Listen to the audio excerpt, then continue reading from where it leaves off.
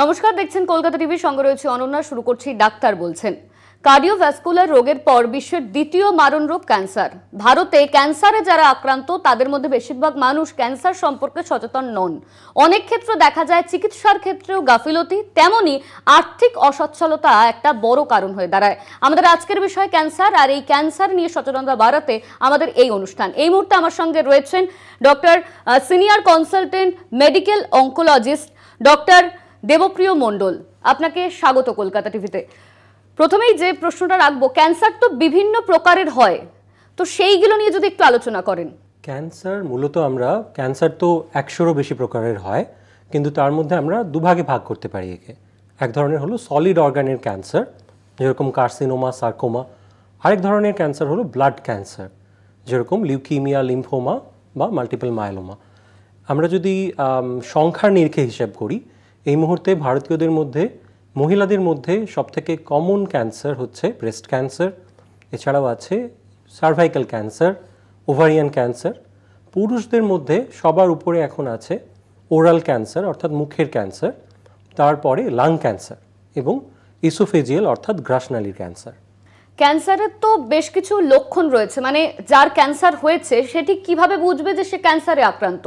দুর্ভাগ্যজনকভাবে বেশিরভাগ ক্যান্সারই যখন খুব প্রাথমিক স্তরে থাকে বা খুব অল্প থাকে, তখন খুব বেশি কিছু লক্ষণ বা সাইন সিমটম থাকে না, এবং এটা একটা মূল কারণ যেই কারণে অনেক ক্ষেত্রেই আমরা খুব আর্লি ক্যান্সার ডিটেক্ট করতে পারি না।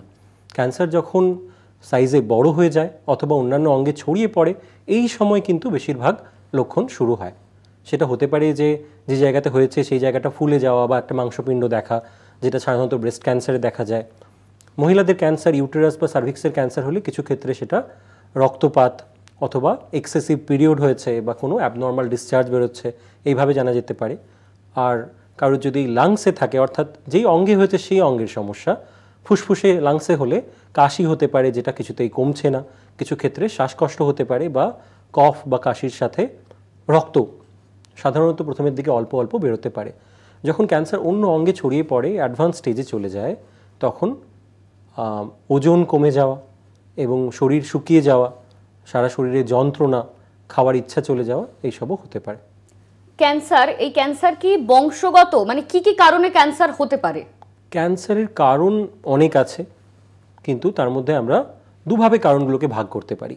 এক হচ্ছে মডিফায়েবল, অর্থাৎ আমাদের হাতে যেগুলো আছে, যেগুলো আমরা কন্ট্রোল করতে পারি, এবং নন মডিফায়েবল, অর্থাৎ যেগুলো আমাদের ভাগ্য বা জন্মগত কিছু ক্ষেত্রে। তো মডিফায়েবলের মধ্যে অবভিয়াসলি আমরা স্মোকিং, অ্যালকোহল কনজাম্পশন অর্থাৎ ড্রিঙ্ক করা, এবং অন্যান্য ওরাল টোব্যাকো অর্থাৎ মুখে গুটখা বা এসব জিনিস, এবং ওবিসিটি অর্থাৎ মোটা হয়ে যাওয়া, এগুলো কিছু নন মডিফায়েবল কারণ, অর্থাৎ এগুলো আমরা চেঞ্জ করতে পারি চাইলে, যাতে ক্যান্সার হওয়ার সম্ভাবনা কমে। অন্যদিকে কিছু কিছু কারণ আছে যেগুলো আমরা চেঞ্জ করতে পারি না, যেরকম বয়স বাড়ার সাথে একটা ক্যান্সারের সম্ভাবনা বাড়ে। এটা তো আমাদের পক্ষে চেঞ্জ করা সম্ভব নয়, কারণ সবাই একদিন বয়সে বড় হবেন। দ্বিতীয়ত হচ্ছে জন্মগত, অর্থাৎ হেরিটেবল বা বংশগত কিছু ক্যান্সার থাকে, বিশেষ করে কিছু ব্রেস্ট ক্যান্সার, কিছু ওভারিয়ান ক্যান্সার, কিছু ক্ষেত্রে pancreatic cancer, colon cancer, prostate cancer. এটা কিন্তু আমাদের ফ্যামিলি হিস্ট্রি থেকে এবং কিছু ক্ষেত্রে বয়সের নিরিখেও, অর্থাৎ আমার একটা ক্যান্সার হয়তো হয়েছে আজকে, যেটা আমার বয়সে হওয়ার কথা নয়, সেক্ষেত্রে কিন্তু আমার এটা জন্মগত কোনো জেনেটিক অল্টারেশন অর্থাৎ কোনো জিনে পরিবর্তনের কারণে হয়েছে কিনা সেটা নির্ণয় আজকের দিনে করা যায়। সুতরাং হ্যাঁ, জন্মগত হতে পারে কিছু ক্ষেত্রে, এবং এই নিয়ে ডাক্তারের সাথে উপযুক্ত সময়ে আলোচনা করা খুব দরকার। ক্যান্সারে আক্রান্ত বেশি কারা হচ্ছে, শিশুরা নাকি বয়স্করা? ক্যান্সার সব বয়সেই হতে পারে। বয়স বাড়ার সাথে সাথে ক্যান্সারের সম্ভাবনা বাড়ে, কিন্তু শিশুদেরও ক্যান্সার হয় না এরকম নয়। উল্টে শিশুদের বেশ কিছু ক্যান্সার আছে যেগুলো শিশু বয়সেই বেশি হয়, যেমন ব্লাড ক্যান্সার, কিছু ব্রেনের ক্যান্সার, কিছু আমরা প্রিমিটিভ ক্যান্সার বলি, অর্থাৎ শরীর যখন তৈরি হচ্ছে, বিভিন্ন অর্গান ডেভেলপ করছে, তখন কিছু ক্যান্সার তৈরি হয় যেগুলোকে ব্লাস্টোমা বলে, এবং এগুলো কিন্তু সাধারণত 5-এর কম বয়সী বাচ্চাদের হয়। আর এছাড়াও কিছু আছে বয়ঃসন্ধি অর্থাৎ টিনেজ টাইপের ক্যান্সার, এর মধ্যে কিছু লিম্ফোমা যেরকম হজকিন লিম্ফোমা, এবং কিছু বোন ক্যান্সার যেরকম অস্টিওসার্কোমা, ইউইং সার্কোমা, যেগুলো হাড়ের ক্যান্সার, এগুলো কিন্তু বাচ্চাদের এবং টিনেজারদেরই বেশি কমন বড়দের থেকে।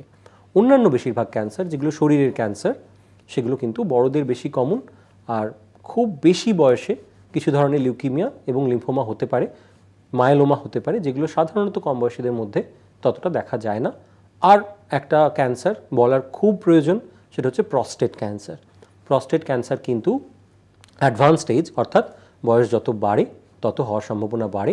60-এর নিচে সাধারণত এর সম্ভাবনা কম, তার যত উপরে যাওয়া যায় সম্ভাবনা তত বাড়ে। এই যে ক্যান্সার, এই ক্যান্সার কি প্রতিরোধ করার জন্য কোনো ভ্যাকসিন রয়েছে? মানে সম্ভব যে ভ্যাকসিন দিয়ে ক্যান্সার প্রতিরোধ করা যায়? ক্যান্সারের ভ্যাকসিন, অর্থাৎ একটা ভ্যাকসিন আমরা নিয়ে নেব তাতে আমাদের ক্যান্সার হওয়ার সম্ভাবনা কমে যাবে একদম, এরকম সাধারণত হয় না। রাদার আমরা এইভাবে ভাবতে পারি যে কোন কোন ক্যান্সার ভ্যাকসিনের মাধ্যমে প্রিভেন্ট করা সম্ভব। খুবই ভালো ক্যান্সার ভ্যাকসিন এই মুহূর্তে রয়েছে সার্ভিক্সের, অর্থাৎ জরায়ুর নিচের ভাগের, এবং এই ভ্যাকসিনের মাধ্যমে কিন্তু সঠিক বয়সে সঠিক সময়ে এই ভ্যাকসিন নিলে 90%-এরও বেশি ক্ষেত্রে সার্ভাইকাল ক্যান্সারকে আটকানো সম্ভব। এবং পাশ্চাত্য দেশে এবং উন্নত বিশ্বে অলরেডি এতে বেশিরভাগ সার্ভাইকাল ক্যান্সারই বন্ধ করে দেওয়া সম্ভব হয়েছে, এবং ভারত সরকারও রিসেন্টলি খুবই এর উপর জোর দিয়েছে যে সার্ভাইকাল ক্যান্সার ভ্যাকসিনের মাধ্যমে সার্ভাইকাল ক্যান্সার আটকে দেওয়া। এছাড়া হেপাটাইটিস বি ভ্যাকসিনেরও একটা ক্যান্সার আটকানোতে কিন্তু ভূমিকা আছে, কারণ লিভার ক্যান্সারের অনেকাংশেই কিন্তু আমাদের হেপাটাইটিস ভাইরাসের দরুন হয়, এবং যদি আমরা ভ্যাকসিনেটেড হই হেপাটাইটিস ভি কিন্তু আমাদের পরবর্তীকালে হওয়ার সম্ভাবনা এবং তার থেকে ক্যান্সার হওয়ার সম্ভাবনা অনেক কমে যায়। ক্যান্সার হলে কি কি চিকিৎসা রয়েছে এবং সেই চিকিৎসা করাতে ঠিক কতদিন সময় লাগতে পারে? ক্যান্সারের চিকিৎসা 3ভাবে মেইনলি হয়ে থাকে ট্র্যাডিশনালি। একটা হচ্ছে অপারেশন অর্থাৎ সার্জারি, রেডিয়েশন এবং ওষুধ অর্থাৎ কিমোথেরাপি, টার্গেটেড থেরাপি, ইমিউনোথেরাপি। ক্যান্সারের অপারেশন সাধারণত বেশিরভাগ পেশেন্টের ক্ষেত্রেই একবার হয়, কিছু ক্ষেত্রে বিশেষ কেসের উপর ডিপেন্ড করে 2বার বা 3বার হতে পারে, অর্থাৎ ফিরে আসার পরেও, কিন্তু সাধারণত একবার হয় যখন এটা সারানোর মতো পর্যায়ে থাকে। ফলে সার্জারিটা হচ্ছে ক্যান্সারের সবথেকে কম সময়ে ব্যয় করার ট্রিটমেন্ট। অর্থাৎ সার্জারি হয়, সার্জারির পর কিছু পেশেন্টের 7 দিন লাগে ঠিক হতে, কিছু পেশেন্টের 1 মাস লাগে। রেডিয়েশন সাধারণত একটু অপেক্ষাকৃত বেশি সময় জুড়ে চলে, অর্থাৎ বেশিরভাগ ক্ষেত্রেই 5 থেকে 7 সপ্তাহ লাগতে পারে একটা রেডিয়েশন ট্রিটমেন্ট শেষ হতে। কিমোথেরাপি, টার্গেটেড থেরাপি, ইমিউনোথেরাপি এগুলো সাধারণত ডিপেন্ড করে আপনি কোন স্টেজে আছেন তার উপরে। যদি কম স্টেজ হয় সেক্ষেত্রে একটা নির্দিষ্ট 3 মাস, 4 মাস, 6 মাসের পরে, কিছু ক্ষেত্রে খুব বেশি হলে 1 বছর, 2 বছর, তারপর কিন্তু ট্রিটমেন্ট শেষ হয়ে যায় এবং রোগী সুস্থ হয়ে যান এবং তারপর ফলো আপে থাকেন।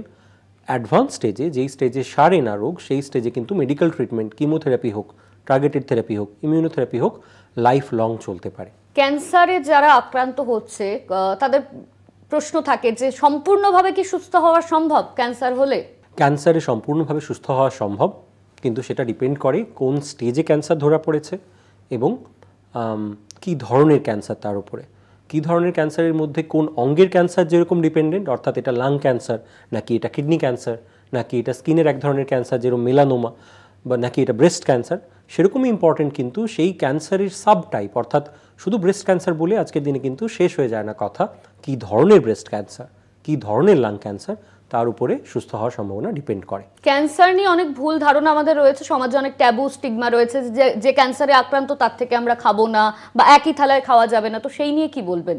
এই সোশ্যাল স্টিগমা আমাদের ফাইট করতে হবে, যে এই ধরনের সোশ্যাল স্টিগমা কিন্তু আমাদের ক্যান্সার রোগীদের জীবনে অনেক দুঃখের কারণ, এবং ক্যান্সার ছড়ায় না এইভাবে এক থালায় খাওয়ার মাধ্যমে, এক ঘরে থাকার মাধ্যমে বা নর্মাল ফিজিক্যাল কন্ট্যাক্টের মাধ্যমে। এবং এইগুলো অনেকেই জিজ্ঞেস করেন, এর একমাত্র সঠিক উত্তর হলো যে না, ক্যান্সার ছড়ায় না এই ধরনের খাওয়া দাওয়া বা নর্মাল মেলামেশা বা টাচের মাধ্যমে ক্যান্সার ছড়ায় না। যারা ক্যান্সারে আক্রান্ত তাদের ক্ষেত্রে কি কি খাওয়া দাওয়া তারা করতে পারে, মানে তারা কি সব ধরনের খাবার খেতে পারে? এই নিয়ে এটা একটা খুব কমন কোশ্চেন, যেটা ক্যান্সার আক্রান্ত রোগীরা এবং তাদের পরিবারের সদস্যরা জিজ্ঞেস করে থাকেন যে ডাক্তারবাবু কী খাবার খাওয়ানো যাবে, কি খেলে ক্যান্সারের ট্রিটমেন্ট আরও ভালো কাজ করবে, কোন খাবারটা খাওয়ানো বারণ। তো এর খুব একটা স্পেসিফিক কোনো উত্তর হয় না। খুব রিসেন্টলি 1-1.5 বছর আগেই American society of clinical oncology খাবারের ভূমিকা ক্যান্সারে একটা বড় গাইডলাইন বের করেছিল, এবং তাতে কনক্লুড করা গেছে যে কোন খাবার ক্যান্সার রোগীর পক্ষে ভালো এবং কোন খাবার ক্যান্সার রোগীর ক্ষেত্রে খারাপ, তার কোনো কনক্লুসিভ এভিডেন্স আমাদের হাতে নেই।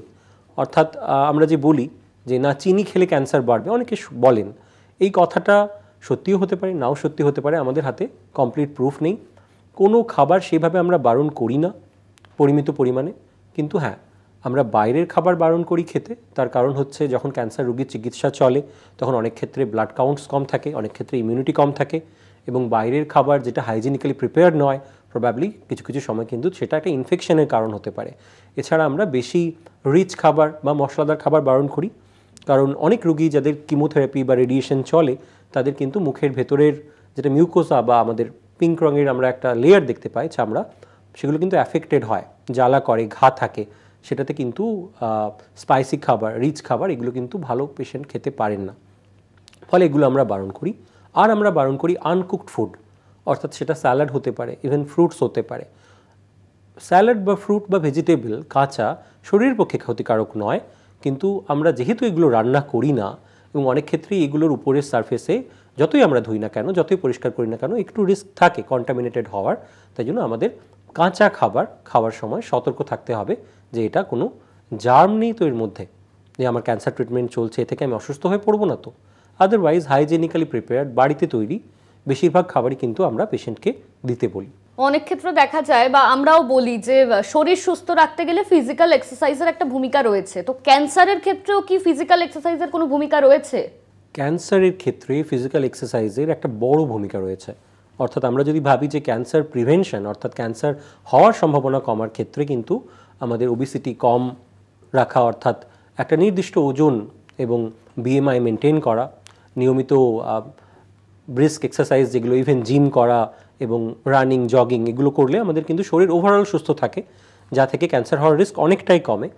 যার ক্যান্সার অলরেডি হয়ে গেছে তাদের ক্ষেত্রেও দেখা গেছে যে লাইট এক্সারসাইজ করলে কিন্তু ক্যান্সার রিলেটেড ফেটিগ অর্থাৎ ক্লান্তি, ক্যান্সার রিলেটেড কিছু ক্ষেত্রে অবসাদ, ট্রিটমেন্ট নিতে পারার ক্ষমতা, এগুলো কিন্তু আরও উন্নতি ঘটতে পারে। অর্থাৎ পেশেন্ট ট্রিটমেন্টের সাইড এফেক্ট কমে, পেশেন্টের ট্রিটমেন্ট গ্রহণ করার ক্ষমতা আরও বেটার হয়।